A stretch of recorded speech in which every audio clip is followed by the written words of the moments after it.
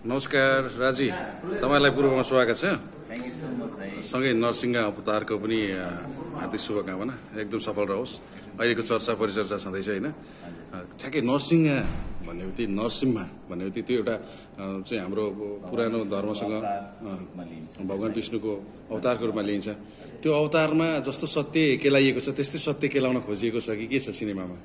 लगभग त्यस्तै हो होइन। एक्चुअली अब हाम्रो दर्शकहरूले हजुरहरूले पनि सँगै बसेर हेर्नुभयो अझ उत्कृष्ट हुन्छ जस्तो लाग्छ। अब नरसिंह अवतार भन्ने बित्तिकै न्याय र अन्याय बिचको पुरानो होइन।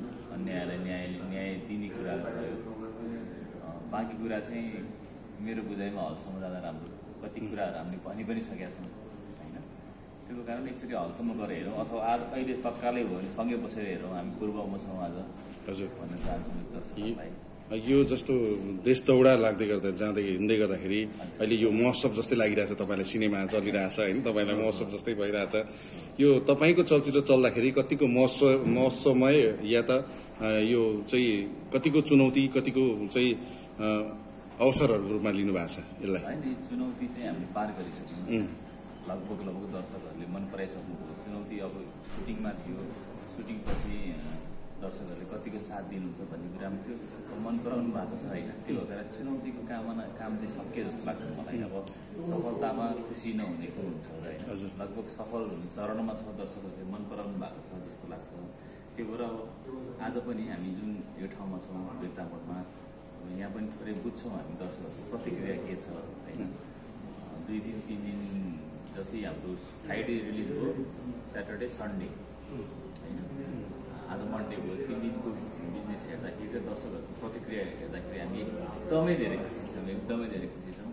अब भावी अब भोलिको दिनले तय गर्ने हामी जे हुन्छ दर्शकहरू त्यसमा एक्सेप्ट गर्ने मोडमा छ।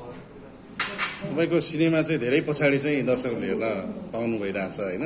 सँगसँगै नेपाली सिनेमा जगतका महानायक राज समालसँगको अभिनय त्यससँग जोडिँदै त्यो सिनेमासँग जोडिँदै गर्दाखेरि होइन कस्तो लागिरहेछ? साथै दिवाकर भट्टराईको यो बेजोडो चाहिँ निर्देशन प्रस्तुति पनि रहेको छ होइन। उहाँले कमब्याक गराउन सक्नु भएको छ महानायकलाई, कस्तो लागिरहेछ? अब दाइसँग काम गर्न पाउनु भाग्यको कुरा हो रहेछ। महानायक टुकी भनौँ, उहाँसँग काम गर्न पाउनु साथसाथै उहाँसँगै कमब्याक जस्तो भयो कि मेरो पनि होइन। त्यो हुँदाखेरि सुटिङमै रमाइलो भयो। सुटिङपछि हामी अहिले देश दौडाको मोडमा छौँ, त्यहाँ पनि रमाइलो भइरहेको छ। अहिले एकदम अभिभावकीय भूमिका निभाउनु भएको छ, साथ दिनुभएको छ, माया दिनुभएको छ रहेछ। न्यु कमरहरूलाई जसरी सिनियरहरूले अगाडि ल्याउनु पर्ने एउटा कर्तव्यको रूपमा पनि उहाँले बुझ्नु हुँदो रहेछ। त्यसमा चाहिँ खुसी र भाग्य। धेरै धेरै धन्यवाद।